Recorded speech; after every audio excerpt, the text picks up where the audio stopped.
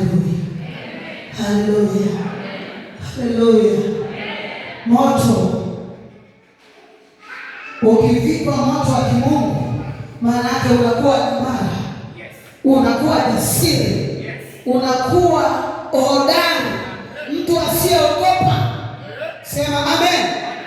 Ukishavikwa moto wa Mungu unakuwa imara, unakuwa kama chuma, maana chuma hata kinapita kwenye moto huwa hakiteketai. Sema amen.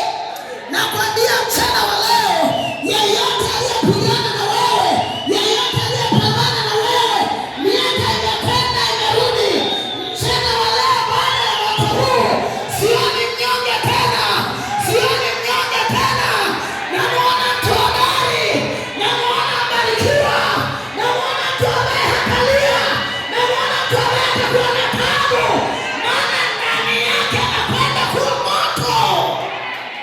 Sema amen, haleluya. Sioni atakayekuwa mnyonge tena, sioni ambaye atalemewa na mateso, sioni umaskini juu ya maisha yako. Utakapokanyaga mguu wako kwenye mafuta, ukapewa moto wa ulinzi. Kuna watu wamekusahau, kuna watu hawajawahi kukuona. Nasema utajulikana kwa jina la Yesu, utajulikana kwa jina la Yesu. Pokea neema ya kujulikana iwe juu yako, pokea neema ya kujulikana kwa jina la Yesu, pokea neema ya kujulikana tena. Kazi yako ijulikane, huduma yako ijulikane, walioko ambao wanakukubali waanze kuja wao wenyewe. Aya, sioni kama kuna mtu ananielewa, sioni kama kuna mtu yuko tayari kwa ajili ya kupokea moto wa ulinzi katika hiyo mchana wa leo. Nakwambia kama wamekataliwa na wachumba, kama